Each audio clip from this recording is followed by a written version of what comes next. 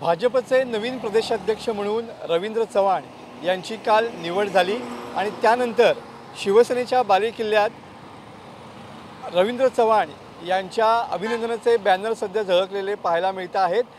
मूळ भाजपचे प्रदेशाध्यक्ष रवींद्र चव्हाण हे कोकणातील आहेत आणि त्याचमुळे शिवसेनेच्या बालेकिल्ल्यामध्ये रवींद्र चव्हाण यांच्या अभिनंदनाचे बॅनर या ठिकाणी पाहायला मिळत आहेत।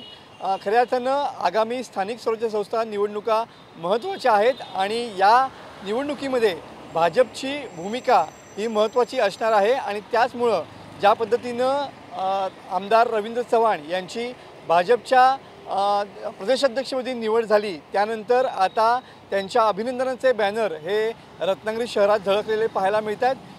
कोकण हा शिवसेनेचा बालेकिल्ला आणि या बालेकिल्ल्यामध्येच भाजप या ठिकाणी भाजपचा खासदार या ठिकाणी निवडून आला आणि त्यानंतर विधानसभा निवडणुकीत देखील एकीकडे रत्नागिरी जिल्ह्यामध्ये सुद्धा शिवसेनेचाच बोलबाला या ठिकाणी पाहायला मिळाला।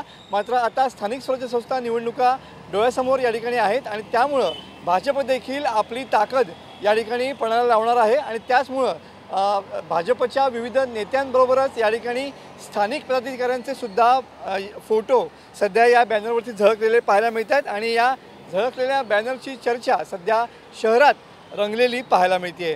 कॅमेरामन समित गजनेसह मी मनोज लेले, TV9 मराठी, रत्नागिरी।